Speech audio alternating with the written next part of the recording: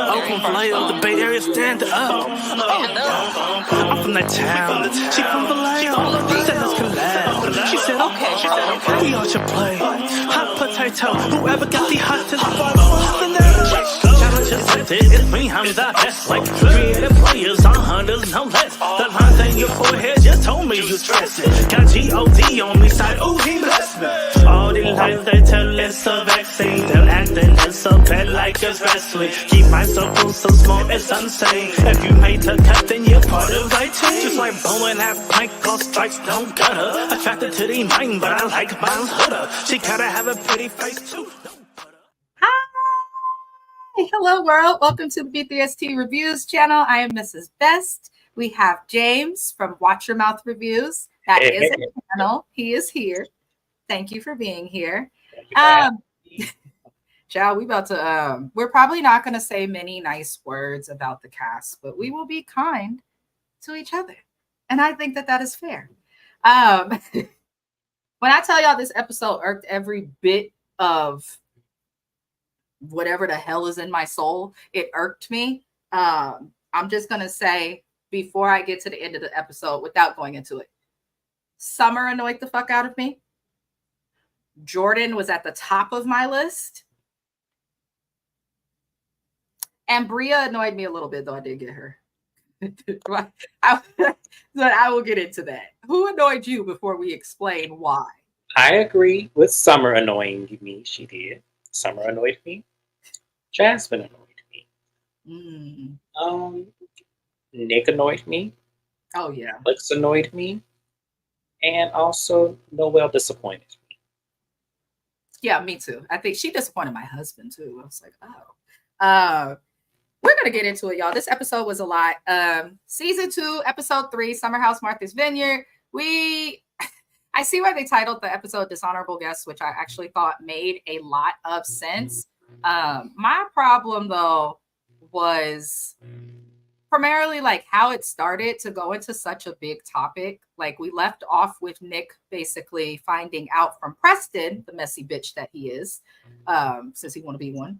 I don't understand. He does. And that is not a dig towards gay people. I have lots of gay friends who, you know, when you think of those stereotypes, you wouldn't know that they're gay. They're just existing. They like what they like, and that's what it is. And then there are the ones like Preston who talk about, oh, I align better with females, do all the extra stuff that he's doing to his uneven eyebrows. I feel like his eyebrows are microbladed on uneven, and it's bothering me. Stop. It's bothering me. It is. But I'm annoyed with Preston. I feel like he's throwing a hard-ass baseball at you full speed and then hiding his hand like he didn't do it. So that's how I feel, but we'll get into it. So Nick asked Jordan and Summer if he has been too handsy with them after finding out what was said to him. And I actually think it was smart that he went and talked to them immediately instead of waiting and sitting on it, because y'all trying to be messy and make your little catty conversations. That's what I get from Summer and Jordan. But what you don't realize is to put that on a man, you know, it's not so good. Now, yes, he has been handsy, but if you don't like something, say something. That's how I feel. So he does explain kind of my feeling, Nick, and I hate that they made me slightly defend Nick. He says he wishes the girls would have come to him to talk to him if they're supposed to be friends, or the fact that they're stuck in this house together for the summer. Come explain it to him, because he said that he don't want that to be, you know, he doesn't want them to think that that's his intention. He says he thought he was close to Summer and Jordan, closer than others. So I guess that's why he feels they should have talked to him. He did seem bothered, but the girls at least explained to him, like, you're not a creep. It's not that big of a deal. I'm calling everybody out for this. Please do. Because I was pissed off. Number one, it's a very, very intense. It's a big deal when you accuse someone essentially of sexual harassment. That's what this was that they said. They're on a show.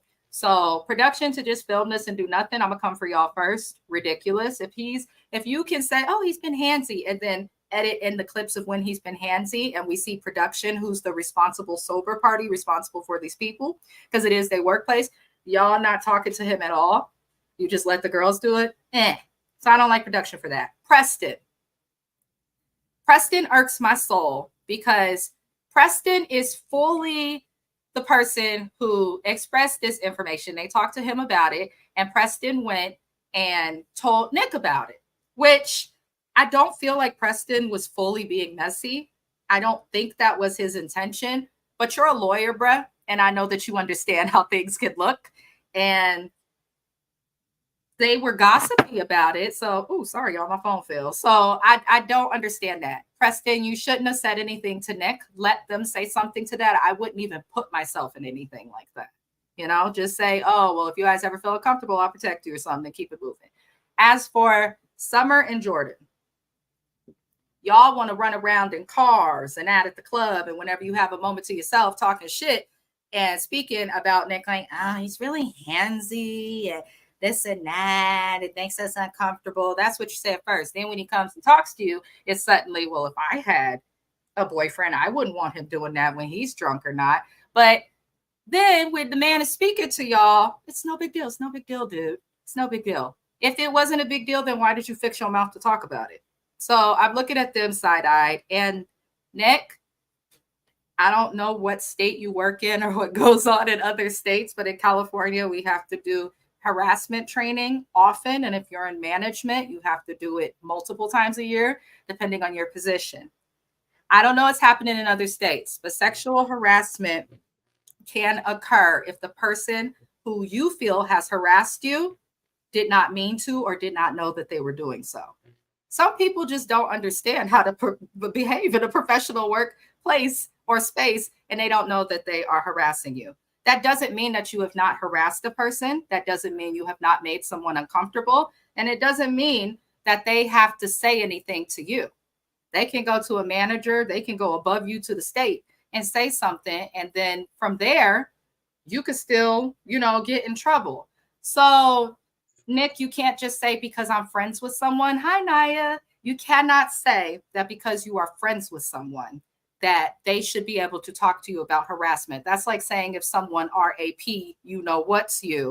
that you should go talk to them and tell them you didn't like it. And that's not always the best thing to do or advise. So I felt like everybody handled this irresponsibly, especially as a Black cast. The last thing we want to do is inference that a guy who really, in my opinion, is just a cheat, who they all have entertained, who came on this show season 1 speaking about all the women that he was interested in and how he's going to get at them and flirting with them all, the weird DMs from season 1. Y'all didn't say shit now. Now you want to say something now. So I'm not denying that he's too handsy, but as a woman, you also can say, no, ain't nobody gonna touch me and it make me uncomfortable. And I not say, please don't do that. They don't have to do that, but ain't nobody got to touch me. Thank you, Shayna, for answering her question. Oh, yeah. Sorry, Naya. I didn't even see it. Sorry.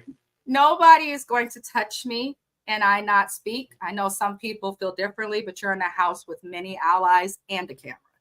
So if you don't like that he's touching you, then stop smiling in these pictures and allowing him to rub all up on you, especially if you're so concerned for the respective girlfriend. So that's how I feel about it. I'd like to get James's opinion on it because I agree with you when it comes to Jordan and Summer downplaying it when he walks in the room to confront them about it. I kind of felt like y'all should have stood in there. You making me feel uncomfortable. You touching my, leg here, my upper thigh, my side. I need you to cut that out. You massaging me in the front seat of the car. I need you to cut that out. 1, you have a girlfriend, and 2, I didn't tell you to touch me. So let's make sure we're clear.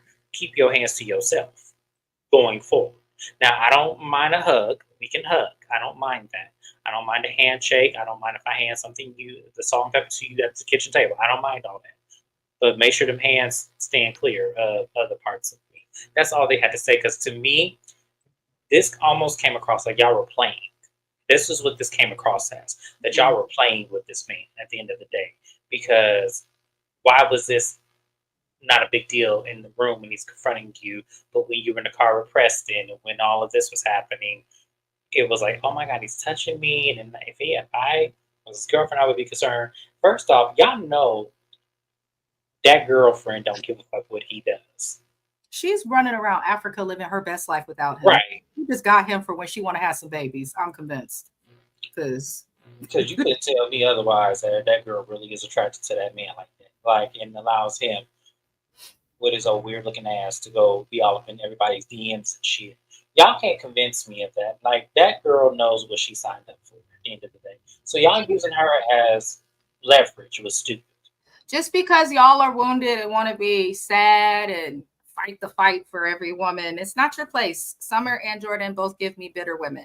Naya agrees that they all need a coursework on harassment and the nuances of that. I agree. Shout out to Shayna MCD. Also, again, you guys be sure to subscribe to her channel. Yes, her subscribers are real hoes. They are.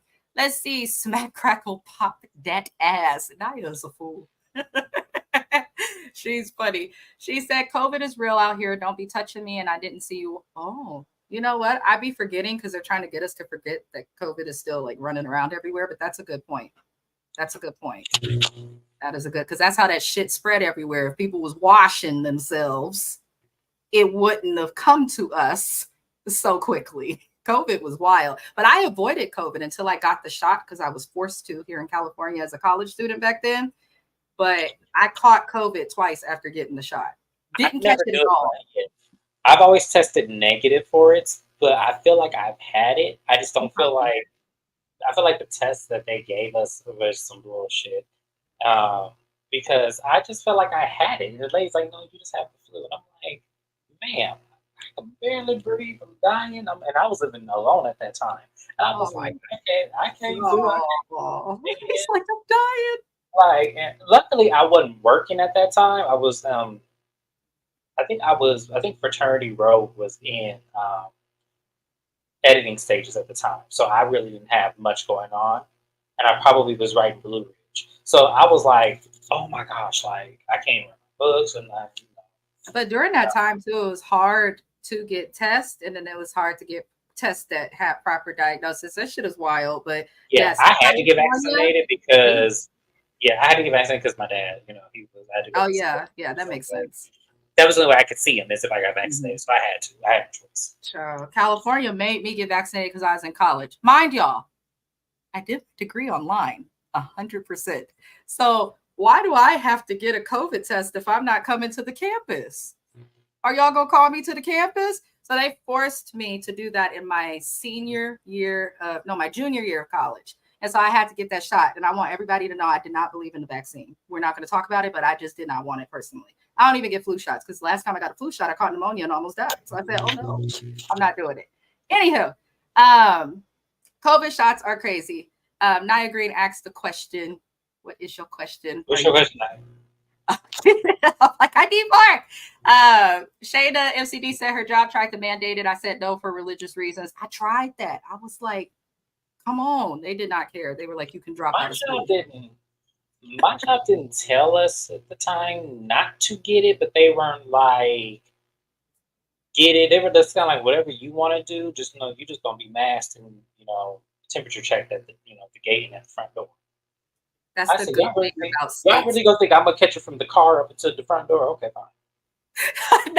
Why would they make you get a shot if you were virtual? Because you guys, I live in a very liberal place called California. California is not what everyone thinks it is. It's a mess. The rent's too high. They don't pay enough. They say that they want you to have freedom, and then they force you to get restrictions and conflictions with life, and then they make you feel like, oh my gosh, it's such a free. I'm gonna blame LA for that shit. Why people have this interpretation of California, because y'all see LA, y'all see all those Bentleys and shit, and thinking that that's life. When when you get there, everybody got 1992 Toyota Corollas they had since they was 16. We don't play like that. Pontiac G6, right? For Chevy real. Cobalts. For real, we make Jiffy Lube rich. I promise you we do, because we tune the motherfuckers up every chance we get. Don't let people, yes. I have a membership with them and I don't want to talk about it. Oh my God, I cannot. Anywho, y'all, let me move back into this damn show. So me and James both agree that the whole conversation with the touching was bullshit. Nick, it's ridiculous. Doesn't make any sense. Naya said, you have a point. It's a whole different world out here. It is. It's kind of sad, too, because people come here wanting to fulfill their dreams, and then they end up sleeping outside of the city hall in San Francisco and downtown Oakland. And I'm like, because they can't afford to live somewhere while they come up with deposits for apartments that are, you understand, when they say the rent is $3,000 and they want you to make 3 times the rent, even if you're in a state that people view as great, that's a lot of money. And then in addition to that, they want you to give first and last month's rent with a deposit. Yeah, so you got to pay like 12 racks just to move. Just to I move. did it. I did it. It was awful. Most ridiculous thing you ever tried. Nobody has that, first off. And the second off, yes, I want to now live in this. Visiting California, worth it. Come through. I'll take you to the beach. I'll take you to the hood. I'll take you where you want to go. But living here, even that's why a lot of Californians, especially Black Californians, there's a mass exodus of us right now leaving. So, and a lot of them are going to Texas, which is weird. But I wouldn't want to go there. But well, Dallas is my top 3. I said DC. DC is the top because that's where I feel like I'm going. Atlanta is the second, and Dallas is my third choice. Because yes. Child, Naya said the apartment better have golden walls for $3,000. Listen, nope, it's a apartment. Nope, they got raggedy walls, dark doors, and you got older kitchen appliances. You trust me, you ain't getting what your $3,000 spent for. I'm promising you that. I promise you. Y'all want to know what the hell 1,700 in California will get you? Look at my background, a regular ass apartment, and that's about it. There's a bathroom and nothing else. So listen, DC is expensive, Shayna. It is. I heard that. At the same time, DC has better laws constricted for housing than California does. They do. They have way better laws on housing. And so, in my opinion, the food is better. And the food's better. And plus, the eye candy. Because California people keep coming to visit us and you're like, the food was nasty. You got to ask the locals where to go, not the social media personnel. Ask like a local, a nigga that's driving a Pontiac or me. Ask that. Just be careful. Just be careful. Just wear your jacket over your pants. I'm so done with James. Anywho, Shanice calls her mama. Shanice calls her mom, which I love. One moment. Naya said, I visited my family in Marietta. That's Georgia, right? About a decade. The most. Oh, damn. Is it expensive? So, no, Keith. No, Marietta's in California, isn't it? There is a Marietta here, but we should. There is. Yeah, there is. I was going to say, no, I know where that is. That's why I was like, no, there is a Marietta in California. I thought she was talking about Georgia. No, that's with an A. Marietta, no. Yeah, that is in California. Oh, Lord. See, that's how y'all know I don't leave the Bay. Shayna said you cannot ask Keith Lee. No, he went to all the wrong places and like literally the worst places. This man went to get tacos under the BART train in the projects. Who sent him there? That's what I want to know. The Bay Area is actually really hurt because now everyone was talking about that for the longest. Like nobody went to the right spots, but a lot of the food places out here fell off because a lot of them closed. Their substitute ingredients. Yeah, or their kids took over and didn't know what the fuck they were doing. Just like the young lady we went to high school with. I'm not gonna say her name, but she is fucked up her grandma's place. I know a couple people that have done that, unfortunately. But yes. Yeah. Y'all can't cook like your grandmamas could cook. Y'all know why y'all do this. Like them the shit fucked up. People like, well, didn't nobody want to come? That's because y'all asses that food is nasty and I don't want to come eat that shit. Yeah, that's the problem. I want to learn to not cook for people. I'm learning that because when I tell you Leona's ass called me today, what you doing, nigga? You got some roast? I was like, huh? That's a roast. Make me a roast. And then she was like, and I want some greens too. Oh no, she doing too much. Okay, now she doing too much. Okay. And then had the audacity to say, I'll be by in a couple hours, so you had time. I hung up on her. Greens and a roast? The hell? Okay, that's 6 hours in the kitchen, girl. What you talking about? Some 3. Don't cook for your friends, y'all. Don't do that. They'll never let go. Anyway, Shanice calls her mother. Sorry to get sidetracked, but I like James. It's gonna happen. Shanice calls her mama, and we learned that she is very close to her mom. Her mama is a little white lady. She looked adorable. I didn't know they were so close. She said her mama knows she's running around naked. Her mama knows who she dates. They talk to each other, differently. Like my mom was like, I guess she's like, you the kid, I'm the parent, even when you get grown. So we could be cool. I can hear about things, but there's certain stuff that we just gonna either speak about privately or not at all, because there's still that boundary. But my parents are old school. But basically, she tells her mom about Summer. I'm not gonna go over this too much. And her mom went bad. I was not expecting that when they showed the pictures, and then to hear her mom, well, fuck that bitch. And she probably just jealous anyway. She ain't worth it. I said, wait a minute. So Shanice's mom is a vibe, and now it makes sense why Shanice is the way that she is. Shanice's mom reminded me of Mighty Duck's mom here on Facebook. You know that I don't know if he did YouTube, but I know there was like he was on Facebook. He used to prank his mom all the time, and she was this white lady, but she had like the hood instincts of like a black woman. It was, and her accent and everything. It was great. That's exactly what that lady reminded me of. It was great. The mom was great. I like Shanice's mom, and I would love if Summer House can last. I would love to see them do like a Parents' Day one day if they have them. We know Honestly, I don't want to see that. And I'm gonna tell you the fun parents. No, because I feel like especially for Amir and Alex, I don't want to see their parents. I feel like we could leave because I don't want to go in on parents. I don't want to go in on parents because parents are off limits. Those I don't want to see any of their parents, but those two and Jasmine too. I don't want to see nobody's parents because then the questions are because then questions are going to come up that I have no business asking. So I feel like no, because let's keep the parents to a minimum. I'm glad the phone calls are happening. I don't want to see parents. At least they talking to them. Look, I'll give her that. But her mom was fun. The group there has a neon party in the rain. Why is it? Was this filmed in the summertime? It's probably like Florida where it rains every day. Okay, because I'm not used to that. Like, yeah, Florida. When I first moved there, like when I tell you the summertime was nothing but rain. It didn't last all day, but it was some rain, and I'm like, well, God damn, where's the sunshine? The sunshine state. Where's the sunshine? Like, listen, the earth is trying to take Florida back, but people won't leave there. So look it up, y'all. They say it's sinking, specifically Miami and South Florida. They need to get the hell on. It was Key always West first, though. Key West first. Key West. I was looking up something. I was watching, what is that show? Blood something on Netflix. Child. They showed that when I guess the tide comes in, because the houses are at the sea level and the shit is rising, their houses just be soaked with water. So what's crazy is I used to date a doctor. This was, when did Hurricane Ian happen? Which one? Hurricane Ian. That was some years ago, right? It was like maybe 2019, I believe. I think so. It was I think it was that hurricane. I dated a doctor whose first residency was in Homestead, which is way at the fucking bottom of Florida. Mm-mm. And we weren't really serious, but we could have been. And I remember him saying, like, I don't know, the National Geographic and the altitude, I feel like this city's going to get it.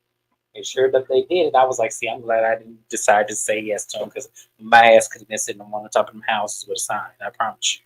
Because I am just like, yes. Shayna. I've been dating the wrong man, damn. Honestly, in Phoenix, it's not hard. I'm going to tell you that now, Shayna. In Phoenix, it is not hard. That is actually the easiest person, occupational-wise, that you can end up with here. Surprisingly. Oh, Lord. Because just a lot of you get pregnant. Because the laws is on the news right now. Yeah, the laws is crazy here. But particularly doctors and pilots are the two that you could actually get easy here. I want a pilot before a doctor. He ain't got student loans, but the similar income. Yeah, but he may not know English. So you plenty of pilots that know English, but you find you one that know English, or you learn. I've only lived in 3 places, Shayna. I've only lived in Florida, Arizona, and California. I've not lived all over. Where you been? Well, if you come visit, I'll take you to the Starbucks they hang out at. Not the Starbucks. That makes sense. Because it's right by the school. That's why, I used to work there. Coffee out there? Do you have Pete's Coffee? I believe so. I don't remember. But no, but I worked at the Starbucks right next to the academy. So all of them would come into the Starbucks to study for their tests and stuff. Majority of them were Asians, but Listen, look, hey, that salary was nice because yes, in the heat, I can't move. But Lord, y'all, they have a neon party. We got sidetracked. We need to find a pilot or a doctor for Shayna. For Shayna, I got you, Shayna girl. I got you. Lord help us. They have a little neon party. I guess Shanice is putting it on. She has her friend Hendrix come, and people are like, "You slept together?" She's like, "No, he slept with my friend. That's a no-go," which I think is smart. I just want to put a side note in here. Amir, you're fake, you're disingenuous, and you annoy my entire soul.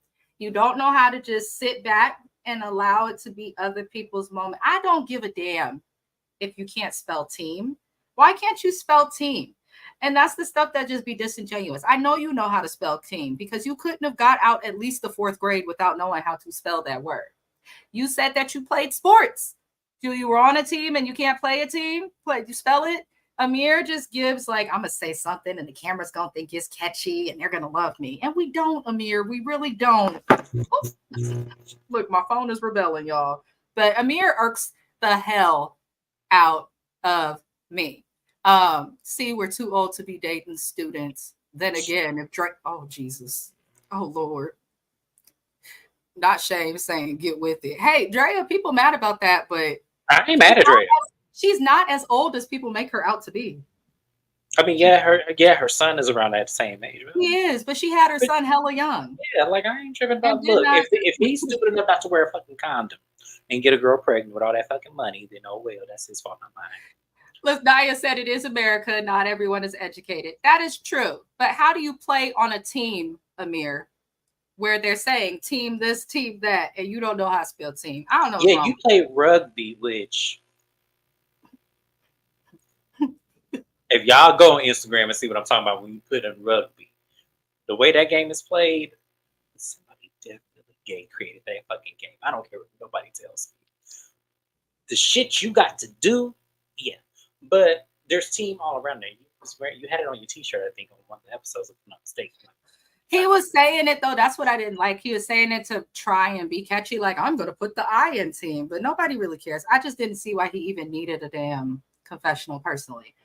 He annoys me. But anyhow, the women go crazy over Hendrix. He was kind of attractive. But I don't know. Some of these, I like the traditional, I guess, man's man. These men all seem a little bit like sensitive, or like they might take longer to get ready than me. And I don't like that because I take long enough myself, so I don't need that. Well, okay, but you know, Phil's the wrong example. Not Phil. No. I'm making a point.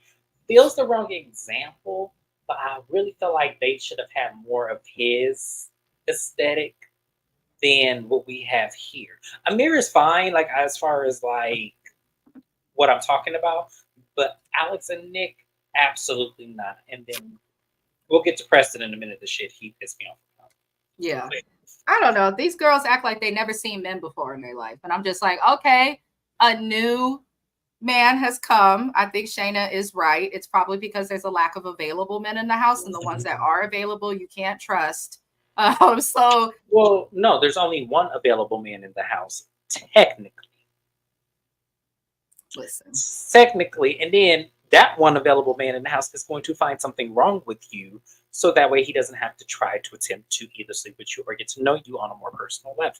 Yep, which we'll discuss because he did exactly what you just said that he would do in the episode multiple flipping times. I was like, Alex, but they go crazy over this new boy Hendrix that comes to the party. Noelle, who was supposedly interested in Alex, ends up interested in Hendrix. She saw Hendrix and forgot all about Alex for a slight moment. And Noelle, you should have stuck with that.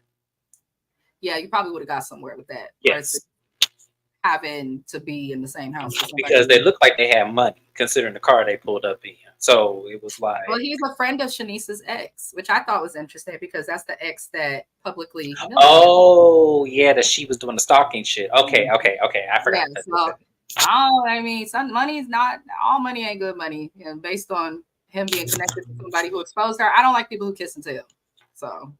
You know, that's that. Very But the guy, Noel's flirting with him, rubbing foam on him, sharing cupcakes, eating them out the same mouth. Though the cupcake looked really good. I do like to eat, and I love a good dessert, and that cupcake looked good. Oh, now that I'm back in Arizona, my friend's mom, girl, when I tell you them cupcakes are soft as hell, and that icing because she used cream cheese and girl, when I tell you them cupcakes be on a whole nother. That lady missed her calling because she was supposed to open up. She was supposed to open up a bakery. She really was. Them cupcakes were so good. Like I can't wait to. They have a birthday. I think the baby's birthday party is coming up. I need to go to the baby's birthday party. So Not you plotting on the kid's birthday for the cupcake. I'm moving on. James is funny as hell. We do love dessert though, y'all. I'm dying. I'm dying. So funny. But what happens with the cupcake after that? Alex did look jealous. They showed the camera on him. He looked a little bothered, which was stupid. But Alex and Noel are talking in the kitchen, which was weird because she was just dealing with Hendrix, but they sent him home. They're talking in the kitchen. And Summer comes in, and I'm like, it was just awkward. She swears she was looking for her phone, but I didn't even see nowhere in there that a phone would go because it was just dishes and containers and God knows whatever else they had on. So there's obviously some weird energy between the two. But you know, their night ends, nobody argued, which I think is a plus. That is very rare, especially at all black gatherings. I'm just saying, if you know, you know. So nobody argued, even though there was liquor. They all seemed to have a good time, which I was happy to see. Now, this Nick, because the next morning happens and we see Nick and Amir go out to clean. What the hell was Nick wearing? Now, my husband was like, what's wrong with him? But then at the same time, he's like, it's like the niggas stuck in the 80s. Because men did used to do like back in the day. They're trying to. So in Florida, they did that a lot. That was something I saw all the time in Florida. It's hot as hell there though. So that like they're like literally like the men would have the crop tops with the shorts, and it was like, hey, what happens when, especially the white ones, what happens with the tan line? Like that's going to look weird, but okay. Like, listen, I don't mind a man in it. It's just like when Nick wears it, he reminds me of y'all. It was the spandex shorts for me more so. You said it was the shorts? It was the shorts for me more so because they were pink and they were short, and it was like, okay, yeah. I don't know. He wears what he wears. He says he's a fashion guy. I think if he touches women less and works on his wardrobe, he could pull a lot more women. Just because something's expensive doesn't mean it look good on you. So I'll leave it there. Anywho, Jordan goes to talk with Shanice in her room about Summer, which surprised me because Jordan and Summer have been in the bed together, like, you know, just chilling. They've gotten really, really close. They act like they're the best friends. And that's strange because Jordan was supposed to be friends with Jasmine, and it seemed like she's trying to replace Jasmine with whoever's available for some messy ass reason. And I'm starting to think, after watching the interactions between Summer and Jordan on this episode, that Jordan is probably mad that Jasmine was kind of like the matriarch of the house, because there's no other reason the two should be upset with each other. No, let me explain something to you. Because I thought that too at first. I was all like, okay, she must, because Jasmine is considerably the connector. Maybe she felt intimidated by that. That was my first thought. But then I watched it a second time. And I was like, no, that's not what's going on here. Jordan and Summer came together on the alliance that Jasmine and Jordan were on the outs. So what she was doing was trying to create alliance because she knew she was already cool with Bria. She knew she was already cool with Shanice. They were all friends already. So she felt like if she had got Summer, then they can all align together to ice out Jasmine. That's what I think her original plan was. But where she fucked up was I don't think she liked Summer like that. Because the story that she was telling Shanice, I was like, okay, so then what the fuck are you doing? And I said, oh, you was trying to ice Jasmine out by connecting with all the girls and stuff in the house and trying to put her on the outs. But the reason for wanting to ice Jasmine out, I think, is just so that she can feel more superior. No, I get it. No, I think it's all relative. I do agree with that. But I don't think that would have been, I wouldn't have thought that initially. had Jasmine not come to her first. And I think that that's what Jordan wasn't anticipating, was Jasmine coming to her first and saying, hey, what's going on with us? You used to be my girl. We've known each other the longest. I don't think she thought Jasmine was going to do that. Well, no, because they had solved their problems and she said that everything was cool. Right. So why would you expect? But so now that they're not talking in the house is because of your behavior. So it all right. still doesn't. It still comes up. But what I'm saying is, I don't think that was the initial plan at first.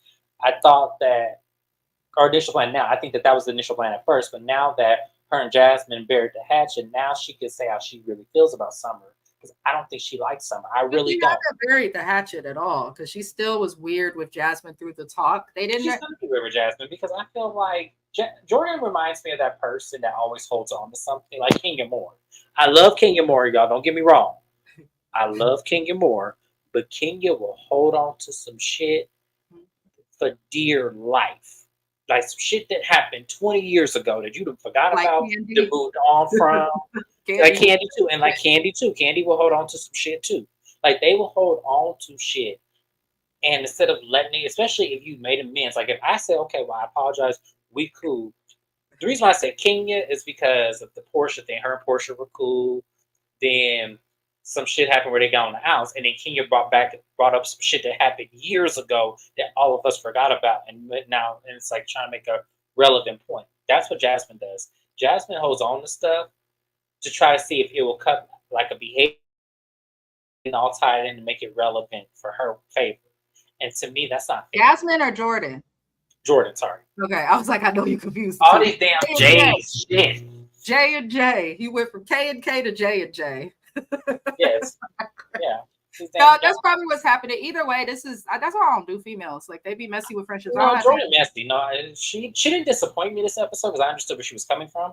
But I just felt like you didn't need to tell Shanice this business, because now what's going to happen is when Shanice confronts Summer about this clothes shit, she could then tie in your ass with this shit too. So even Jordan's tired of you because of the shit you did in her apartment complex. That's a good point. People do that. You have to be careful who you vent to as well. If I'm not venting to anybody that's laying in the same bed as somebody I felt through shade to me, because to me, you're just not a safe person. I don't know if they're doing it for the TV or if these girls are slow, but what they did talk about, Shanice did not like the comment that was made about her clothes. And Jordan says that she understands why Shanice is still upset about the clothes comment. And it says that it's because she had to cuss out Summer before they got here. Now, before I get into what they cursed each other, what she cursed her out about, who the hell are you that you had to check somebody before you got here, as if you have the power to do so to another adult? Who the hell are you? And then when we find out why she cursed her out, it was a bunch of nothing. It was a bunch of hoopla. It made absolutely no sense. So let me read my notes. Basically, Jordan says that she had to cuss Summer out before getting to the Vineyard because she was doing too much in front of her building. I'm assuming it was her apartment building. That's why would you have your friend with you outside of an office building?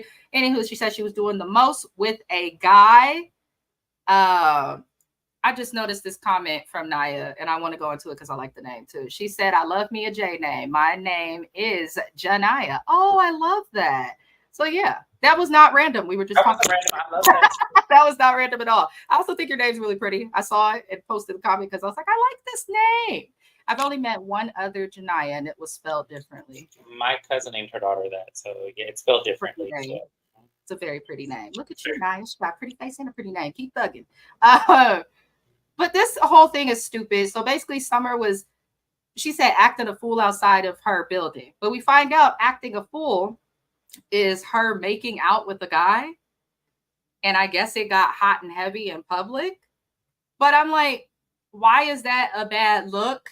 And how is that acting a fool in front of your building? Because I'm married. Because Jordan gives me, she lives on Park Avenue. Well, she did mention it's a bad look for Black people, but if no one's arguing, no one's coming at each other, no one's acting sloppily drunk, they're just showing PDA. How is it?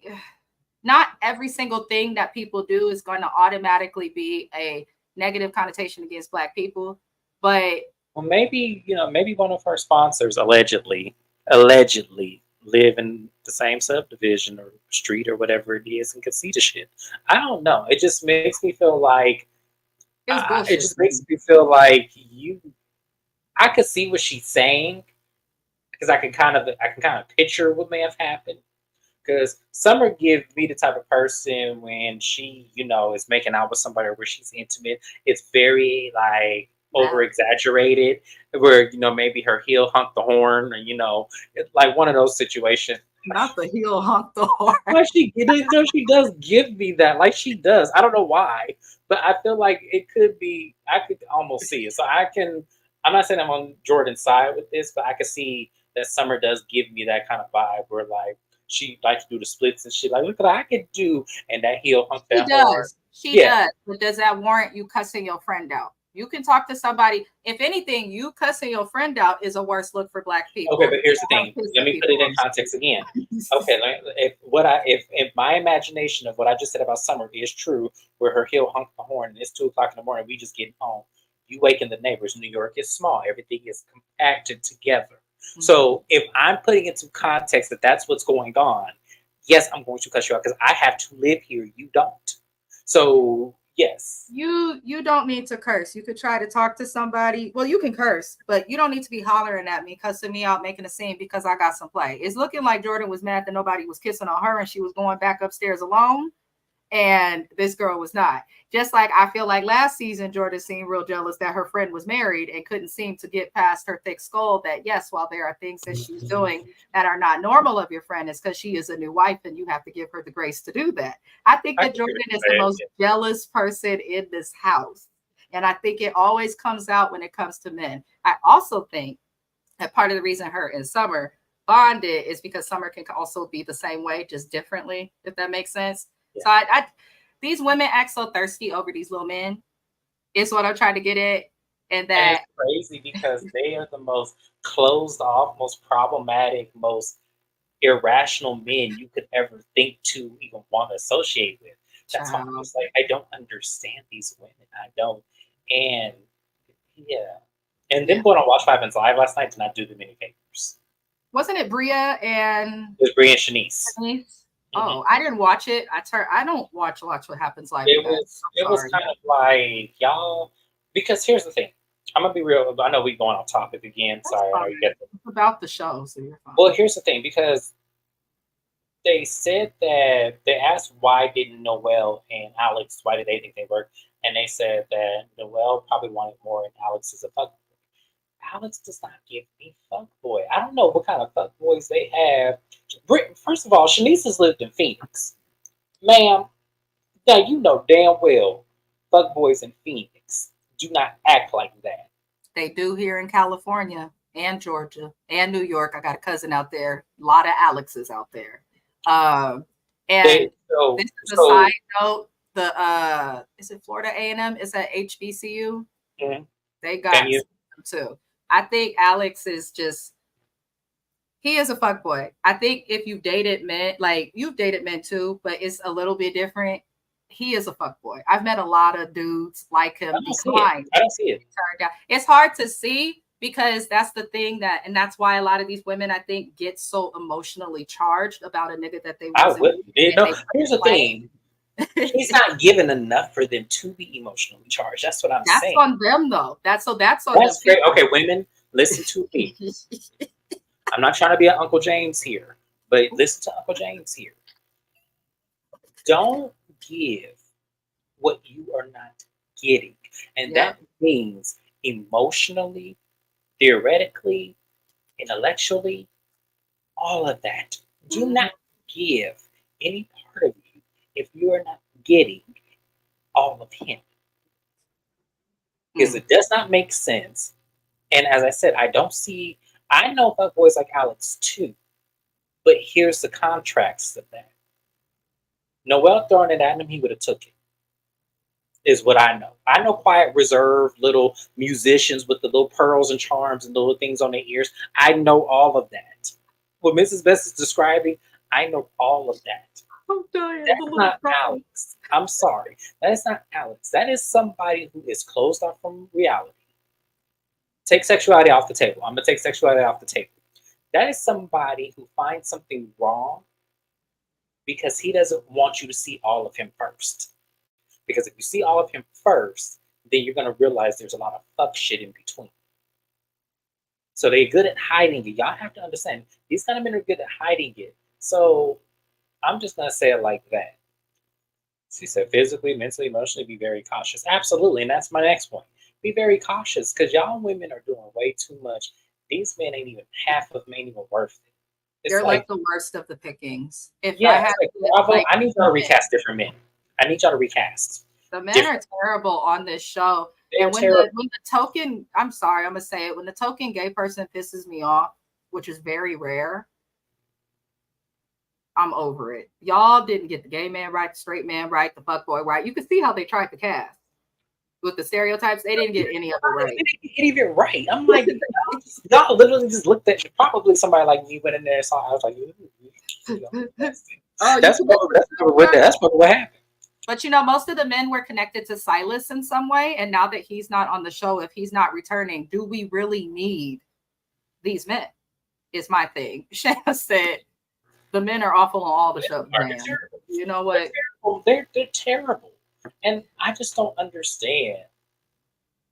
I get women because women like dangerous things. I get it, but for me, I read all caution signs and Yelp's reviews and stuff like that. After being through what I just went through, I know to read the caution signs and the red flags. Now I get it. I have not been dating as long as I've been dating women. It's been a little bit, we have 27 years of, or not 27, hold on. We have 17 years of one and only 6 of the other. So I'm one of those situations where it's like, okay, I have to learn all this with y'all. The sad thing is we're almost trained to be available with everything while the world will play with us. Yep. That's true. That's what women deal with. Everybody got an opinion on women. Don't nobody know what it's like to really be a woman. And then a lot of the men. I have an idea. I have an idea what y'all go through when it comes because they do the same thing. It's the same thing with us. It's the same exact thing. They play the exact same games. I think that when it comes to, I think it is different.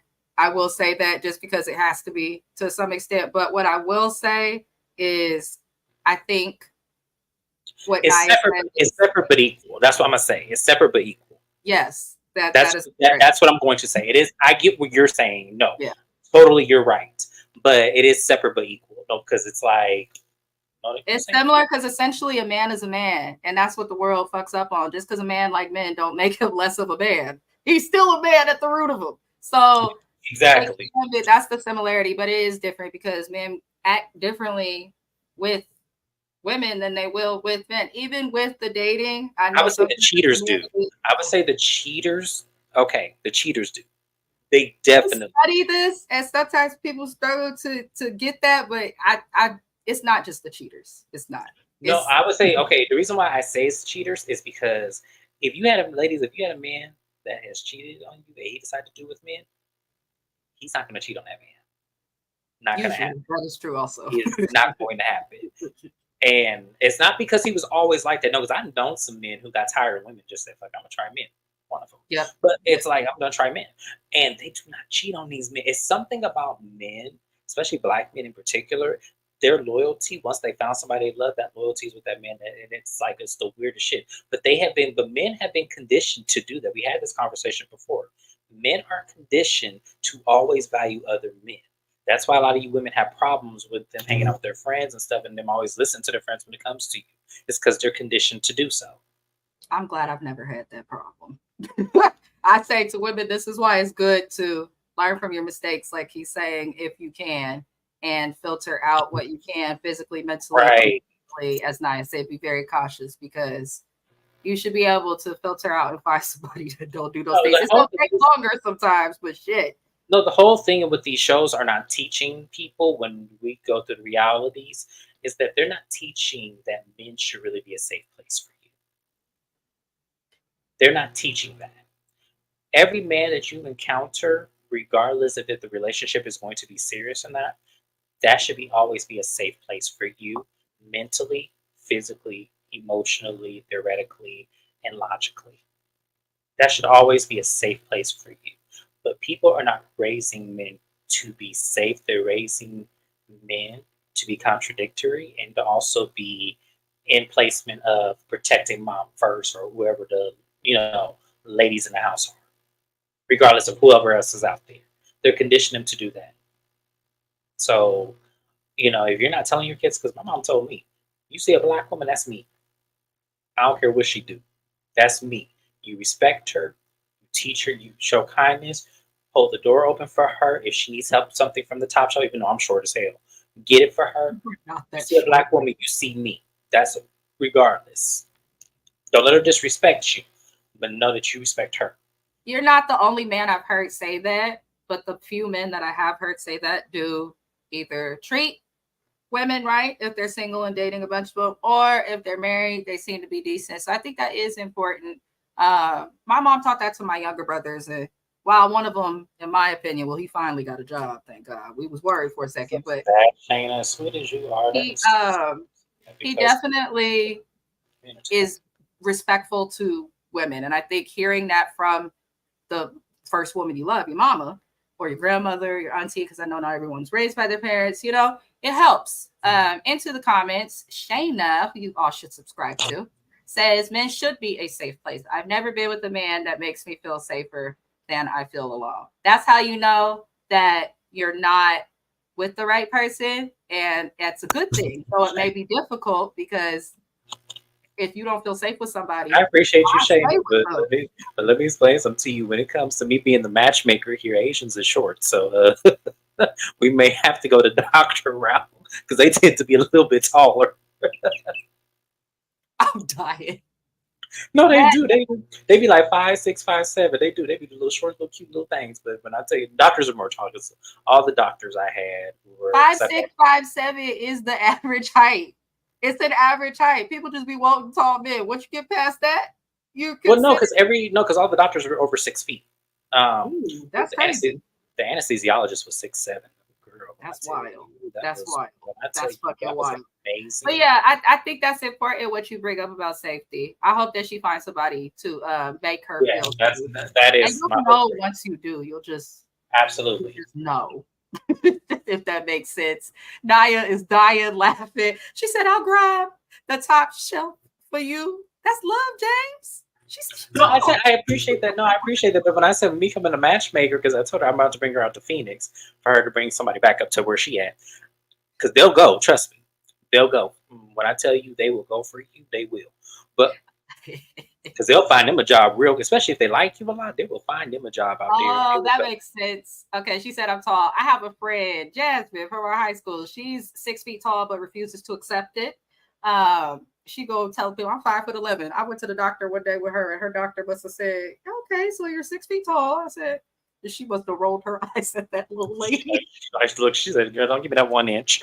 No, but that's her line. I'm only 5'11". I'm like, girl, 5'11" is 6 feet. Stop playing. But she's really insecure about that. So I love seeing tall, fine women realizing like nothing wrong with that. Naya said, I'm short as hell. I'm 5'2". I got a man and I still use a stool. Stop. My husband and I are short, but I am taller than him. I'm 5'5". He's 5'2". So our household is a step stool household because neither of us can reach it. And I don't know if you could tell in the background, that little brown cabinet, that's the lowest cabinet in this house. My landlord is 6 foot something. And when we walked in here, because this was a remodeled apartment we got, I how are we going to reach we had to go straight to Walmart before we could unpack because I couldn't even put nothing. We couldn't reach nothing. It's a sad thing. It's a sad thing. But anywho, moving on. I love y'all. Y'all crack me up. I'll be getting sidetracked and all sorts of things. Right, we are. Anywho, in the car, we see Noelle, Bria, Preston, and Amir discussing Alex. The doctor said I'm 5'8" something. I just say 5'9". Look, she rounded up. That's confidence in yourself, though, and that's beautiful. Okay, you're not that. Okay, I got it. Okay, so 6 feet. I'm just taking the notes, Shayna. I got you, girl. James is really probably gonna find somebody, and they'd be like, because I'm telling you, he will find somebody. When I tell you it is easy as hell out here, girl. The doctor, you ain't never had a doctor. Trust me, it's not hard at all. Better than the doctors at Highland. That's all I'll say. Lord. But they the car, they're discussing Alex, all these people in the car, and I'm not going to discuss what they said fully in the car. I'm just going to say what my note says. All of these ladies need to stop being so thirsty for men. As a woman, I'm a firm believer. Let somebody chase you for a little bit. Find out that it should be an equal effort. He either needs to be chasing you or there needs to be a mutual 50-50 because not every man's going to feel comfortable with that or whatever. But that's what that needs to be. I need y'all to stop tripping on Alex. He cannot be the cream of the crop in this crew, but I get why they're doing that. But back at the house, Jasmine explains that Mariah is coming and that they've worked out their differences. So for those who didn't watch season 1, Mariah and Jasmine came on the show as best friends. They were screenwriters together. James reminded me the other day they worked on a show together. They fell out because Mariah came on the show thinking that them ratchet little aggressive hood antics is going to work in an environment like that. And I'm just keeping it real because I'm from there, and you cannot be the way that you are taught or the way that everybody in your neighborhood is in every environment. You have to learn to become a chameleon to some extent. You don't got to change yourself, but become a chameleon to some extent because that's not going to work in every environment. You can't come in this show mad at Bria's dog for having hair or something in the dryer and then think that that gives you the right to throw something at her or attempt to assault her. And though Bria do be tripping, she was defending herself in that instance. We can argue to the end of time, but keep your hands and your property to yourself. Keep your hands and my property to yourself. Don't hit me, push me, or even insinuate or do anything that's going to make stuff physical, which is what Mariah did. Because of this, the group voted to have Mariah leave the house because that's what they do. I don't like the votes either. I feel like production should step in like you bitches sign contracts, everybody stays. Because I feel like the show I was just going to say that. With Mariah and Phil, we would be more entertained, in my opinion. Here's the thing. Phil, I felt like definitely was doing way too much and should have left. Mariah, I was teetering the fence with her because I understood, yeah, you put your hands on somebody, you got to go. But at the same time, I kind of felt like it wasn't that in depth. It wasn't like she hit her in the face. She just kind of just nudged her with the towel. Things got heated, and it was really because of Amir that this shit even happened in the first place. Yep. So I kind of felt like she was played a little bit. So I don't know. I kind of felt like she could give a second chance. Keep your hands to yourself or suffer the consequences. You either gonna get your ass beat, get arrested, or fired. One of the three usually. That's just how I feel. I feel like we should respect each other's personal space. You can be mad at people without touching them. I know that baddies and now that's TV makes us think differently, but yeah. But I don't know. I do also agree with you though, because it was just a push with clothes. But we have to remember at that time, everybody in the house was noticeably uncomfortable with Mariah because Mariah was tripping on everything, making everything an argument. What I think they should have done with Mariah, because I don't have an issue with her coming back. I feel like y'all remember back in the day, back in the 90s, the Real World, when people would act up or get in the fights. I remember they did that with Nehemiah on Real World years ago. No, that was, okay, hold on. Because I was going to say, they did that after Austin. It was after Austin because back in the 90s, girl, they used to fight and they used to go sleep. To an extent, the Real World was I remember Paris. But what I'm saying is what they need to do is they used to send them to a hotel if someone got too drunk or was fighting or like people in the house didn't want to deal with them. I don't feel like the Real World did that. They did. I'm a huge Real World fan and I watched every season of the challenge. I'm a little bit obsessive with it. They did. Okay. I'm crazy with the Real World, y'all. Don't ask. Me too. That's why I was like, yeah, it didn't happen that much because people would come on there and go crazy, but it was rare that someone was sent to a hotel versus just sent home or would leave. But they did do that for when stuff got too intense or people just could not get along for a night. They would put somebody in a hotel. They did do that on the Bad Girls Club, but I just don't like to use that as an example because I was about to say, no, I'm talking about reference to the 90s because I feel like they didn't really fight like that in the 90s. I feel like they didn't fight really, the Real World. That's why it's hard like the Real World. I know in the Real World Paris, CT and Adam got into that fight in the middle of the street. That shit was funny as hell but nothing happened with him. And I remember in the Real World Austin, yeah, when Nehemiah did get into that fight, they did remove him for a little bit. Yeah. That's when they started doing that shit. It happened on San Diego too, as well. I can't remember who, but I was just rewatching that one specifically. It did happen on San Diego. And Brad Prince has spoken about it. Real World's had a lot of stuff that I think people forget. Robin went to jail, and I know that's okay. I'm gonna have to rewatch it. Yeah, and then Frankie, she was cutting herself and all this crazy stuff. There's a lot that used to happen on the Real World, y'all. Yes, I remember. I watched that tonight. There's a lot, but they did have a habit of doing that. I think the Real World's a good example just because they had a habit of the boundary for production back then was better. Y'all just had to separate this girl. Bria also was making stuff bigger than it needed to be. Right. And Black people know you can't just bring your pet without telling me.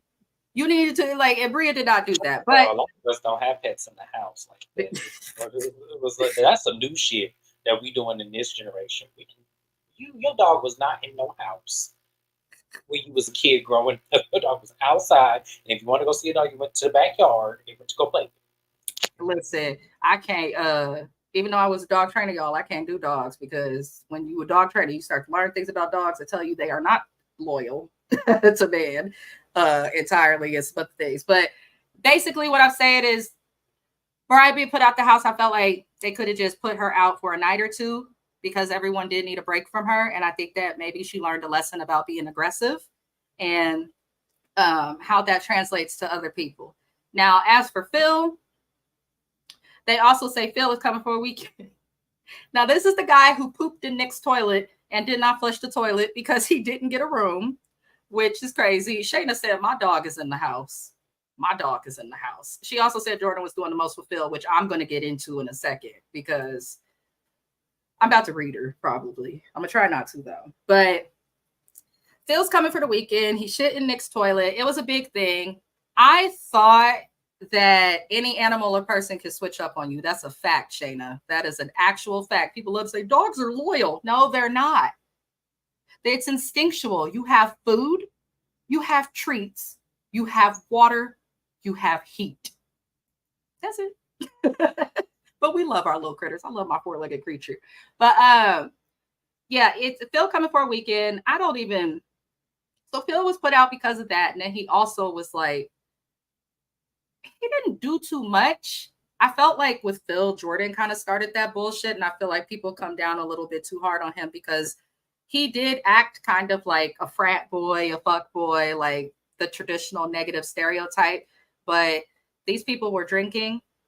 These people all had known each other anyway. So I'm like, y'all are tripping because this man took a shit in somebody's toilet over a room and didn't flush it. My husband said the same thing too. My husband said this because he was next to me playing the game. He said it's so strange that a bunch of grown men are pressed because somebody took a shit. He said somebody don't flush the toilet and keep going. And I agreed. And I said that when we did our recap last season too. He pooped in someone's toilet. He did not clog up the toilet. And he did that because y'all picked rooms without him, which was petty and childish. But he shit in the toilet. Flush the toilet, light an incense, spray some Febreze, some Airwick, and move on. Why did no one flush it? Which was weird to me. So they're still mad about this. Then Jordan is talking to him last season, and we see it's like she assumed that he would want her and then found a reason to go off on him. And what's interesting is Jordan will get at a dude. She'll get at a nigga and be like, bitch, do something.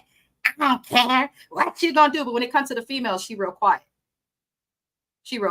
I don't like females like Jordan because I'm like, you gonna yell at a man, but yell at me like that, sis, and see if your face still look the way it do. That's not how, in my opinion, I just don't feel Jordan would give the same energy to females. I feel like she did that because she knows it's a man and she knows she can get away with talking to him like that because he can't do anything back to her.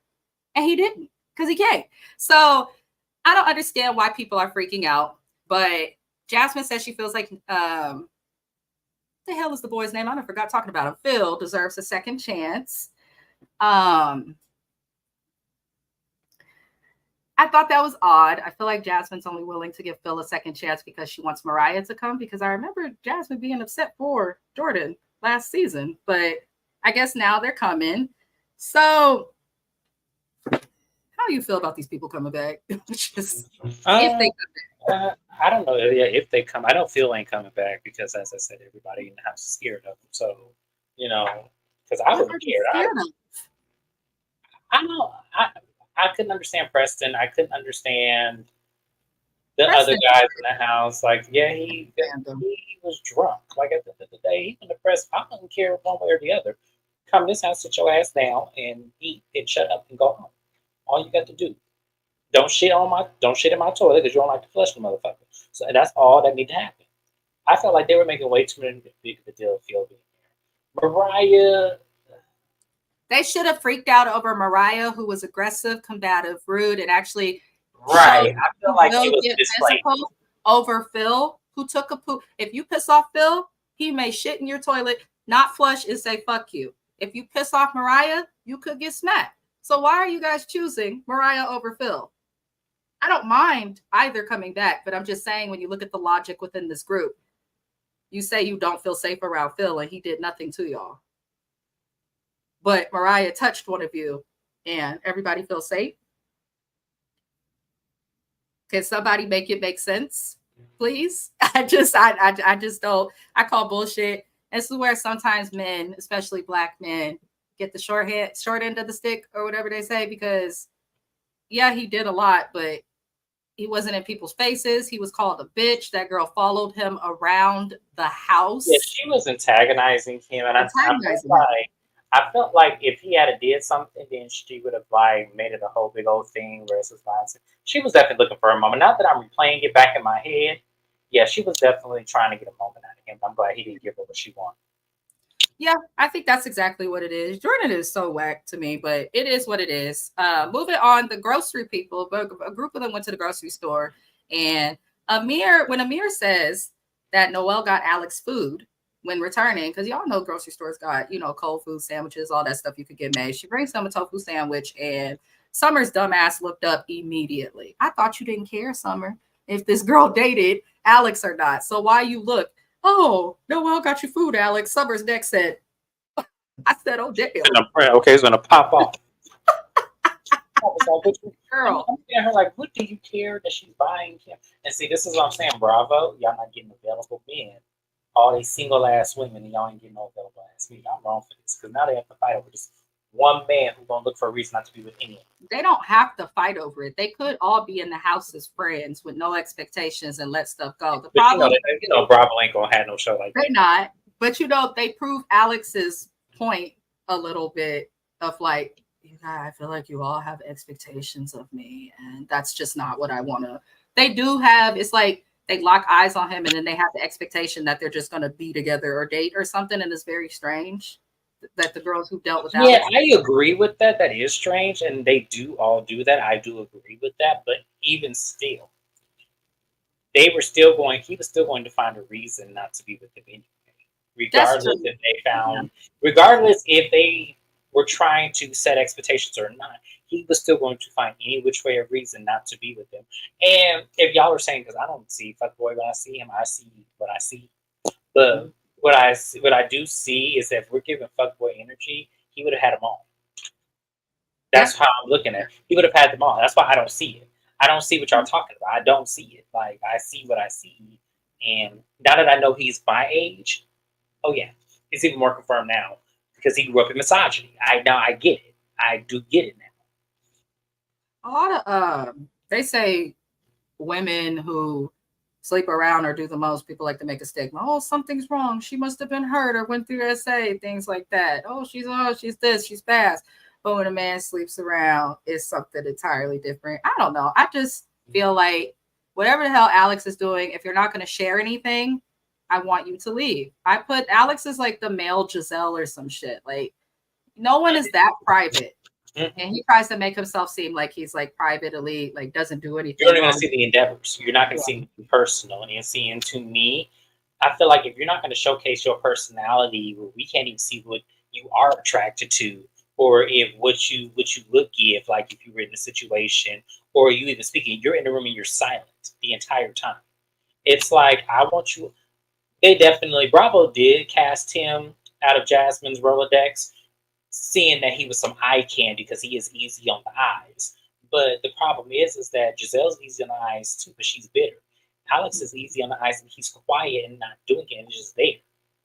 I need y'all to give somebody with person. That's why I said I'm available to come on Summer House Martha's Vineyard this summer. If y'all want me to come this summer, I will definitely show up and turn all this shit around. I guarantee you, everybody in this house is going to leave once they see me, because I'm not gonna play. I'm not gonna play with them.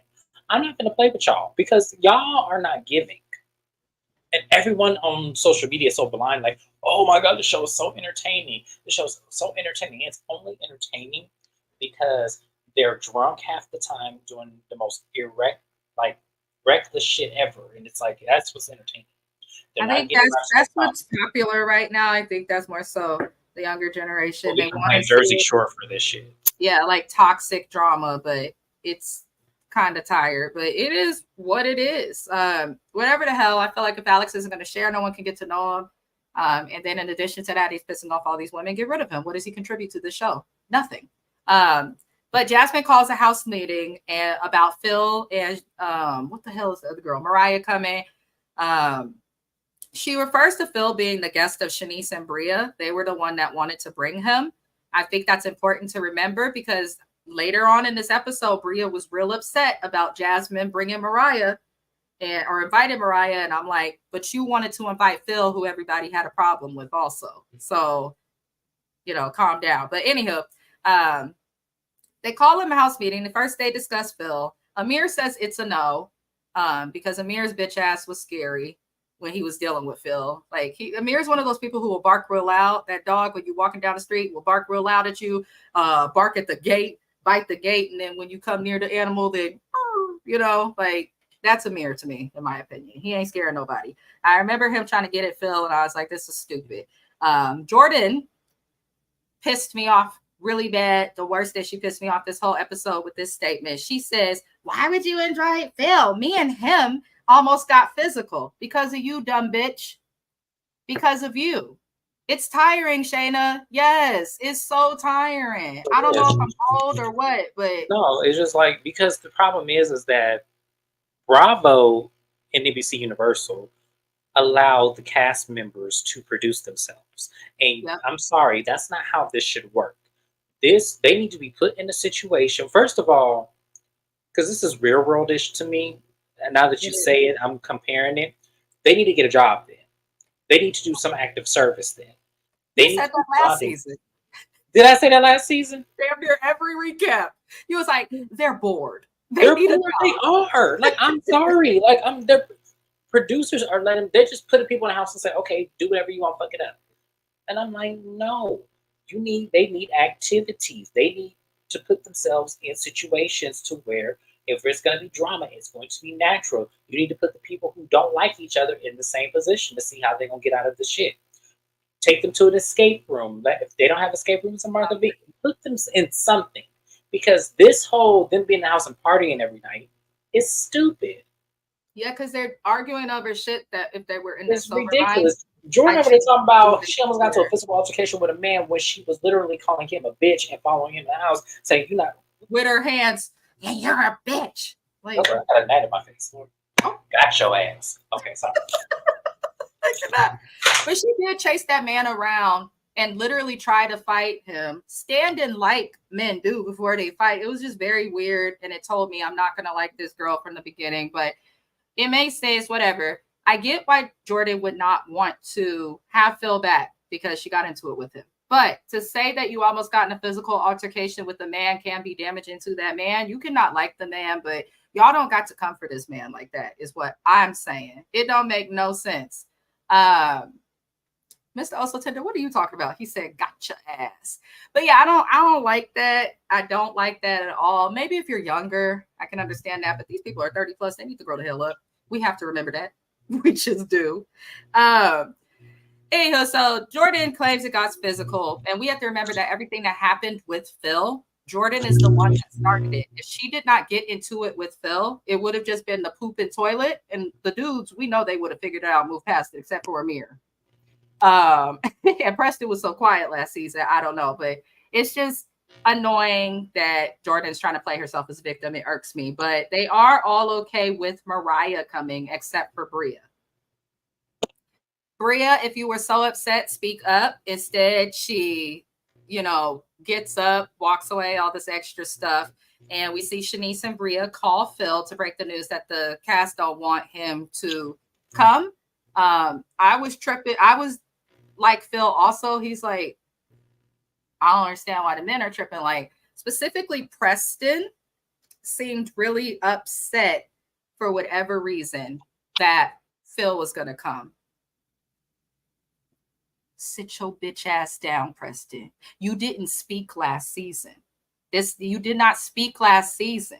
Now you go comment the toilet emoji. How is it that Preston came back so vocal? Preston, and we know this cast was watching recaps because I know they were calling Kempire. I had an email for somebody I feel like was on the cast. I know that they had contacted about 4 other recappers that I subscribe to. They were calling in to Kempire, which he reserves for the people who watch the show to give their opinions. Silas, Jasmine, they were all calling different recappers to try and defend what we saw on the show. So I feel like people just want to kind of make themselves look a little better, but it doesn't make sense that the men are tripping. Like, why do y'all care that another man? What doesn't make sense as far as Preston goes, because what he was trying to do was tie in, he's saying stop being soft or whatever. He was trying to tie in toxic masculinity to it wasn't that at that time. And to me, I felt like he wasn't in his right state of mind and he was joking. I didn't really take that as toxic masculinity because he didn't say like the F word. He just says stop being soft. Like my husband was watching this with me and said immediately, he's like, that nigga's really tripping on that. He's like, that's just what niggas do. Niggas that say that to you when you taking shots or something. I was like, that's actually true. So yeah, it is. And it's problematic. Don't get me wrong. It's problematic as hell because he shouldn't have said all that shit. But at the same time, I wouldn't have had that reaction. I would just told him, we would have just went back and forth. And then if he wanted not even nothing he said though that warranted a back and forth. That's what I'm saying. I don't remember the context. That's what I'm saying. The context is just like they were having a drink and Preston was tripping and whatnot about not wanting to party. He's like, dude, relax. Stop being so soft. He said, have a shot, have some fun. It literally was followed. Okay. I don't remember how. Why people are annoyed with that community because they're not. You want all of us LGBTQ people to respect and accept you, and then when people are doing that, straight men coming into a house knowing that there's a gay person there, chilling, nobody's even saying nothing to you. This man had a problem with everybody in the house except for you, Mr. Gay Man. And I felt like Preston, I never felt comfortable with Phil being in the house because of this. This has nothing to do with the movement for LGBTQ. This has nothing to do with misogyny. This has nothing to do with homophobia. This has nothing to do with that at all. You didn't talk and you were just standing in a corner looking at everybody. And he's like, do you want a shot? Loosen the hell up. Stop being soft. People say that. So Preston, you're starting to I didn't take that either as it was a dig at Preston. I didn't know where Preston was going. Preston was doing what a lot of people in the gay community do, unfortunately. And I love all people, but everybody has to just be accepting. And to me, what accepting means is something may not be for you. It could be for someone else, but if what they like doesn't affect you, then who cares? Yeah, that's my point. What Preston does, you are making your own plight that you claim to be fighting for harder. Because it's like, fuck, we can't talk around you. Now people can't use the word soft if they're heterosexual men around you. And then he made the comment also about, it reminded him about being bullied. Go to therapy, because just because you went through things as a kid, whether it has to do with bully for sexuality or just bully because someone wanted your shoes, that doesn't mean that people who did not do that to you have the right to deal with it. Personally, he was so quiet last season about so much that I don't care to hear much from him now. Because it's like, why are you speaking up now?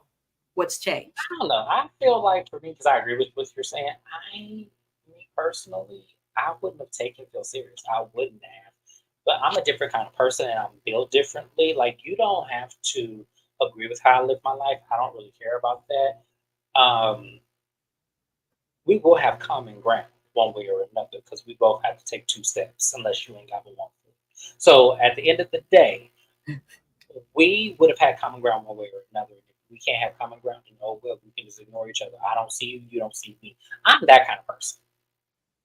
But I try to have common ground with everybody. I do. Huh? You're reasonable. It's not even about me being reasonable. It's like at the end of the day, we need to allow people to be themselves at the end of the day.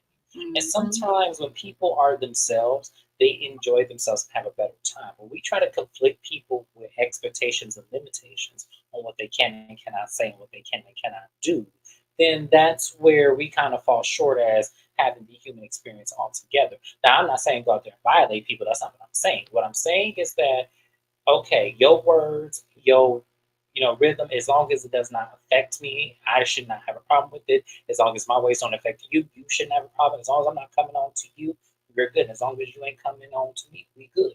That's just how it is. Yeah, it should be that simple. Unfortunately, some people are not that way. Preston, I think, thought that way. He said that I really think that he used his sexuality as something to give him something to talk about on the show, because no shade, he's not giving on this show. And I'm not saying that it has nothing to do with his sexuality. I could give a fuck. But it was a very strange comment to come up out of the blue when you barely interacted with this person. You have to interact with people to have that, to have the opinion that he had. He didn't interact with Phil to have this opinion. Separately from that, I think that I just don't feel he gives anything. We talked about his dad passing. He never came back to that. Other than that, he told the girls about told Nick about what the girl said.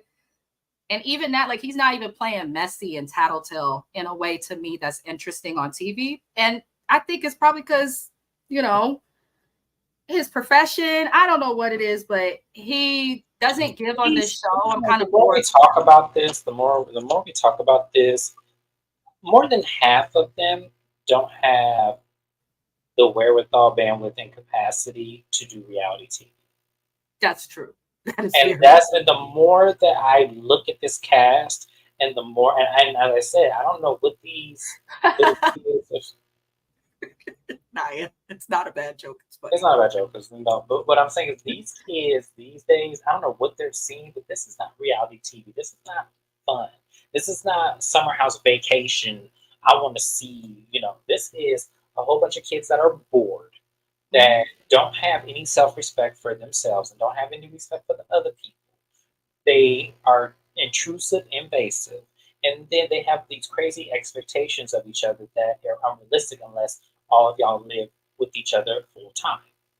It is ridiculous. Y'all are in the house for 15 days. So you mean to tell me for 15 days, all of this drama and unnecessary plight that y'all are doing is what we need to see on national TV? Yeah, I don't think they know what to do. And it seems like a lot of what this cast does on camera is, instead of being themselves, I agree. It seems like they're just trying to do what they think will give for reality TV. But if anybody has to go, I think it's Preston. I don't like the comment, I was hard enough coming in the house as the token gay guy. I get that if you were going into a house full of men, I would understand that a little bit more, but you're going into a house full of men, some of who are your sorority brothers, some of who you've known for many years, and then you've got a bunch of women who you also get along with. So I understand that going into certain environments as someone who is gay, lesbian, trans can be difficult, because I have a lot of friends who identify with that community. But in Preston's case, he's not going into this with people he did not know. He's going into this with people he knew, people who knew his sexual status, all those things. So it was just a strange thing for him to bring up. I think that he was reaching, and I want him to find things to show us about him other than the fact that you're gay. Because when you think about it, whether you're gay, straight, or whatever, that's just what you like to date. That doesn't tell me anything about you as an individual or your personality. I just know who you would date now. And just the gender. I don't even know the type of person within that gender that you would want to be with. Look at it like that. People don't look at sexuality as being literally just who someone is attracted and wants to be with. Oh, they put it as a term that, if you're a chef, well, you're a gay chef. Or if you're a personality, you're a gay person. It's like, it's always putting the gay before anything else. And it's like, that's where people need to wake up more and open up the mindset that people, before you knew that about them, you knew them being all the other things in life. But because that one part exists in them, you now want to pigeonhole that part into everything else in their life. And that is crazy. Yeah. So there's just a lot of ways. If you are going to speak about your sexuality and stuff, I can understand why he would want to do it, but you can do it in a way where you explain these things. Don't be afraid to say more, and show us yourself. You know, I would love to know him, but I'm annoyed with him. But on the phone with Phil, Bria and somebody else find out that Jasmine is actually flying out Mariah. She's already paid for Mariah's ticket, and Mariah's supposed to be coming out there, they say, at that time during the first. And Bria seems upset about that. The ladies seem upset about that, but Bria especially. Bria, go sit down. Last season, we were 8 episodes, and in all 8 of them, you were a problem. And so you can't say that, oh, it's alcohol. Oh, it's because we're in this house. No, when you start to have so many problems, back to back to back to back, you have to look at yourself and what you're doing in that. So, yeah. But I don't know why you're upset that Jasmine bought a plane ticket for somebody that she knew before you and was close friends. It came in with as her close friends. I find it weird that the group is upset about that. So they go to dinner, and at the dinner table, Bria asked Jasmine about, did having Mariah come, was that pre-planned? I hate when people do this. If you know that it was pre-planned and you're upset about it, and this ain't your woman, your cousin, your sister, or your closest friend, then you don't get to question her really about that. Just say, why did you pre-plan the ticket? Did you just assume that we were going to say yes? In my head, when Phil said that, I was like, okay, what's the big deal? I travel a lot. Y'all know you can change your flight, cancel a ticket, keep your flight credit for next time. You can miss a flight and fly back home on standby. Okay. So it doesn't make sense that y'all are so pressed about a ticket that could easily be canceled. It doesn't make any sense. It seemed like Bria, to me, was more upset with the fact that everybody agreed to Mariah coming. And Phil, who she wanted to go, can't go. I feel like she was just more upset about that because it didn't make sense. But when they ask about the ticket, Jasmine says it was last night, which irritated me because you don't owe these women nothing. And the way that these women have treated Jasmine this season thus far, yeah, I bought her a ticket. I'm lonely. My husband ain't here. And you bitches is treating me like shit and ignoring me. If we see Jasmine with the men for the most part, she's with the men, she's with the men, Bria, or what the hell is that other one's name? My brain is slipping, y'all, because I'm hungry and tired. But Jasmine is usually with the men, Bria, or Summer for the most part, it seems. Or she's not. She's she's either with Preston or she's either with Nick. She's and they're talking, and it's she's just. I feel like they are being unfair to her to some extent, but at the end of the day, she put herself in this position. So because you could have sat out this season, you really could have. If my husband wasn't going and I was pregnant, which is clear that she's pregnant because her confessional, they won't show her down. And they show everybody else down. And the boobs ended up swelling and all types of stuff. So it's like, if you was pregnant and your husband's in Europe, go home. Why? You don't need to be here. It had to be a contract thing. But they don't need to do her like that. Summer ends up chiming in because everyone starts to try to attack Jasmine for this. And Summer's like, well, can we at least acknowledge the fact that she didn't just have her come here? She spoke first. She asked us. She included us in that. And Jordan gets upset and says that that's not the point. How is that not the point? So you guys are saying you already booked this ticket. We wish you would have notified us. She didn't do it, apologize for it, but she did at least talk to you instead of just having this girl pop up, right? And y'all still mad. I don't like that about Jordan. She'll go off and get mad about something, and it's like an apology, not nothing will fix it. She just wants to still talk about it after they move past it. But Jasmine does make it very clear. She says, Bria, my intent was not to set you up. And they move on from that. But what do you think about it? It's just stupid. Just like you said, it was stupid. It was, yeah. This ain't worth talking about. This is stupid because you agreed to her coming. Why does it matter now that she planned the ticket? Why does that matter now when you said that's fine? Like, that was like I said, they are just so fucking bored. It's interesting too, Jordan. You're so upset at this table. This information came from Phil, who you don't like. You would think if you really didn't like or trust him, that you wouldn't trust the shit that he was saying. But if it's to attack Jasmine, you're gonna jump right on that bandwagon. Is what I got from it. So I just don't like how they handled it. But they do move on. And Shanice and Summer, they talk. I'm not going to go over it because I think it was stupid. And Shanice is obviously someone who is there to have a good time. She don't care to talk shit out with you. I don't even think she has deep bonds with these people like that. And I kind of want her off the show. She's likable. She's sweet. But all she does is get drunk, get naked, and party. and I'm like, I need more from someone on TV. So I will leave that there. But we see Jordan do the most on Summer at the table after Shanice and Summer talk. Mind you, I don't know why Jordan jumped in this conversation, but Summer ends up crying, and Summer says that Jordan's words are harsh, which I don't think what Jordan says is harsh. I think it's the intention of what she's saying, when she says it, and how she says it. Like tone more so seems to be the problem, because they both do the same shit to each other, in my opinion. But I could be wrong. Noelle sees Alex talking to a female when they go to the club, because I'm moving it along, y'all. And she gets upset at the fact that he's talking to another girl in the club, getting at girls. And she goes to talk to him, which was the dumbest thing that she could have done. The thirstiest thing as well. I wanted to give her water and Gatorade and Pedialyte. Like, she was thirsty. So she basically says that to Alex that she gets territorial over people that she likes. And she also, you know, says some other shit that was creepy. These people never even made it to the talking stage to even talk about dating. So he tells her he doesn't like the expectations that she put on him and that it reminded him of Summer, which, yeah, I mean, we have our opinions. Me and James have very similar opinions on Alex, very similar opinions. But this is the one time I did not disagree with him. Because this is the one time I will give him as well, because I felt like Noelle, I'm so disappointed. Yeah. Like, you did not come into this house with this kind of energy. Where the fuck did this come from? Right. Is my question. That's one thing.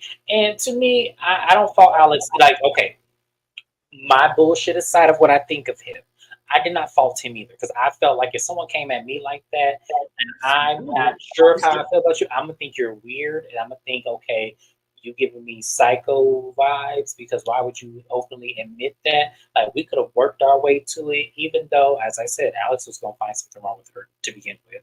But at the same time, I didn't fault him in this instance. One time I'm going to give Alex something. Yeah. I'm not going to fault him in this instance, because I agree with him.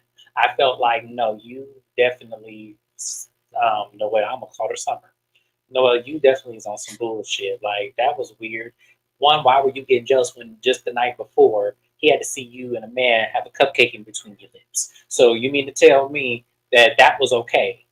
Even though you admitted that you kind of were playing single, but still, you did that. So he can't flirt and talk and have a conversation with a few ladies at the bar? You expect this man, because one, as I said, he's easy on the eyes. He's very attractive. You really think them old women wasn't going to look at him and go, oh, okay, look, I found my twist. Leg up. You really think the women wasn't going to do that?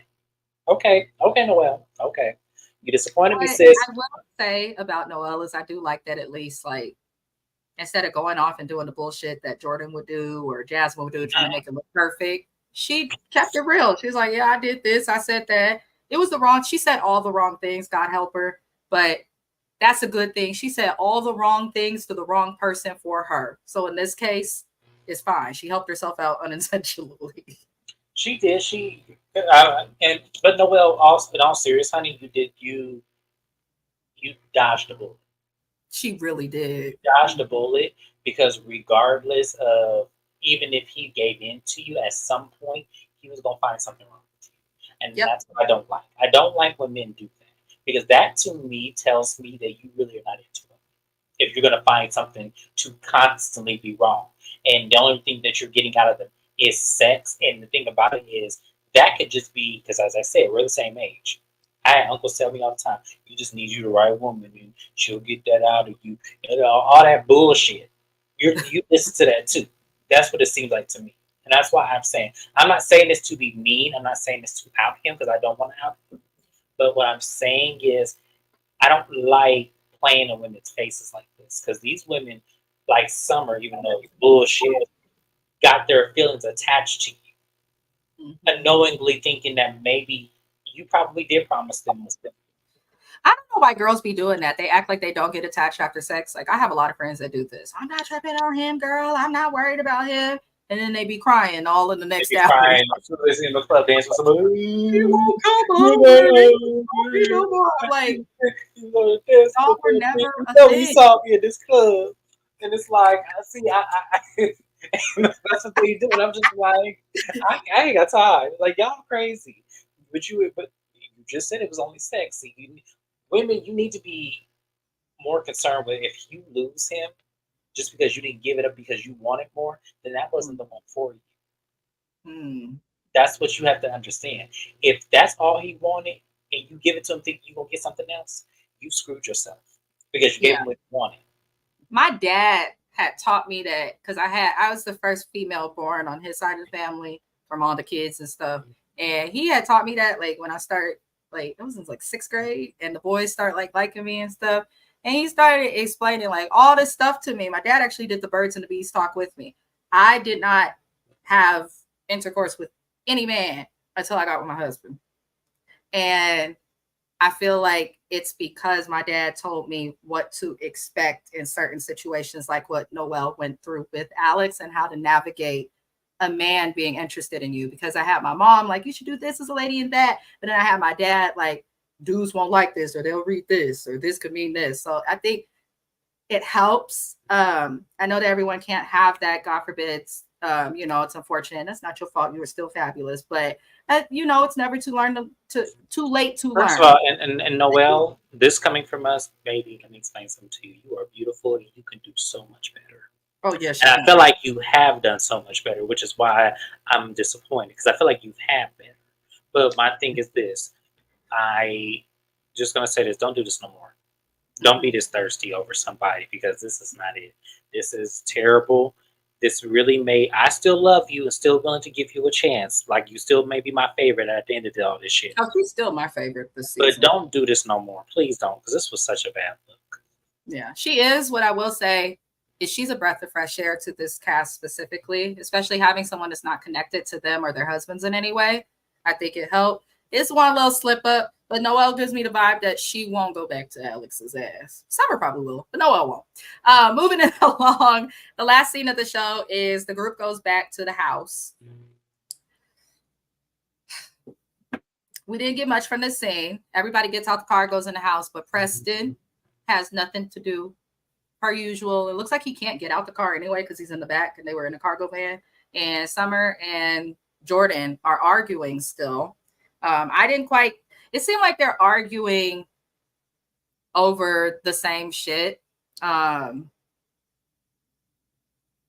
Summer was unable to really speak though. Jordan tried to take over most of the conversation. And then when Summer did speak, she starts crying and doing all this extra stuff and they're hollering. Let me tell y'all something. There's people I used to know younger who'd be like, that's just friendship. That's what we go through as friends. No, it is not. I have known James since 2007 or 8, something like that. And I have not had an argument with him. It's not because he's a perfect person. It's not because he lives in a different state. Because I went and visited his ass and we got a little fucked up. I don't remember, but I was somehow put into a yellow car. And we had a great time. I don't feel like friends, and even a friend I went with, going back home, she started tripping because she was drunk and I wasn't. And I was like, oh no. But when we were all together, no problem. So I feel like these women should not talk to each other while they're drunk, one. And I don't feel like the way that they argue, drunk or sober, is healthy at all. This taught me one of two things. Jordan is manipulative and Summer is crazy. Oh my God. That's literally my note to end the live. That's what it is. And I have not seen those notes. But that's what I'm going to end up. Literally the note. That's wild. We are one. I love my friend. His birthday's coming soon, y'all. James's birthday is coming. It is coming. It is coming. 34 years old. The year 33 was crazy. It was the most craziest, most insane, most learning experience I think I've ever went through in probably 10 years. Oh, wait. Which is a long time. I feel like you're going to thrive, though, going forward. Because usually when people... That's my prayer. My prayer, if I can come into somebody who can invest in me, I promise I know what to do now. I am not afraid. But the problem is opportunities don't always come for people, no matter how talented you are. But that doesn't mean you give up. Somebody will notice you somewhere, or something is going to come out of you somewhere. And I have to keep reminding myself that. I have to keep reminding myself that. So, yeah. But you could be all right. But yeah, I agree with what he said. Jordan, the manipulative part, though, we know Summer's crazy and a little bit loose. But Jordan, I don't trust her. And I think she's going to try to use the alopecia as something to like get empathy. I have alopecia. A lot of people have it. We found out Jada Pinkett Smith had it. So, girl, come up with something else to talk about. But that is me. Thank you, Naya. I appreciate it. Yes. But I feel like for me, I'm not going to care, because what I'm going to oversee with that is how you're treating everybody else. How you treat others is how I'm going to see you versus the disorder that you have. That's a good way to look at things, especially with friendship. Exactly. Because how you treat people, how you treat yourself, more theoretically, is how you treat God. So to me, that's how I look at people. So your disservice of what you're doing to Summer right now, because it's manipulative. You're trying to expose her right now, Jordan, and we see it. Those of us who have sense see what you're doing. And I fault Summer because she fed into it, because something's not right with her. Something happened to Summer that she's not talking about, and that's her right. But that doesn't mean, Jordan, that you try to out her and just sit back and tee-hee in the back of the truck like you did to make her look like she's crazy, because she's drunk, obviously. Yeah, this episode just taught us that Jordan is truly no one's friend. She is the person you cannot trust in this house. I think her, Jordan, and Amir, I don't think they're anyone's friends. And Amir, I know he didn't do too much this episode, but something about him I cannot trust. I already told you what it was. And when that girlfriend comes, you about to see. We will see. We will see. Because I said it I clocked him from day one. Everybody came at me like, no, James, no, that's not it. I just think that it's no. I know exactly what I'm looking at when I see it. So it's gonna watch when that girlfriend come. Watch I tell y'all. Let's see. He's probably right, though. We will see. But we are moving it through, y'all. I appreciate everybody for tapping into my long-ass live, almost 2 hours. But there's a lot to talk about. I feel like James knew that it might go a little long. I was so annoyed after watching. I was just like, ah. But James knew, as always. That's why it's wonderful to have a co-host. But I love you guys. My next recap will be right after this live. We'll go over 90 Day to Single Life Tell-All Part 4. Tap in. Love and light to you all. We will be back also tomorrow with James. Wait, yeah. With me. Love and hip hop. Love and hip hop. Shayna MCD, she also recaps Love and Hip Hop. Ignore the comment. That's her YouTube. If you guys want to go click on that comment to get to her page. She recaps Love and Hip Hop. I believe she also recaps Summer House Martha's Vineyard. So be sure to tap into. She just said in the live that she stopped watching the show. So I don't know. She said the first season. First season. Oh, okay. Yeah. I'm sorry. Okay, sorry, Shayna. Yeah, she does recap. I know she does Real Housewives of Potomac. And yeah, I gotta create a panel with the three of us. We need to start talking. I don't know what show I'm gonna do. Oh Lord. I'm gonna do it one show. Maybe when Real Housewives of Atlanta premieres, maybe I might do like a special. If it premieres. Yeah, Portia. Get rid of her so we can just have a show and find, because I feel like Atlanta needed a new cast anyway. So we don't really need Portia back. When she's there, she don't talk about shit. Now she legally cannot talk about shit. So what's the point? Exactly. All right. We'll see what happens. But thank you for having me. Appreciate it. I appreciate all of y'all. Love y'all. Thug life and good night.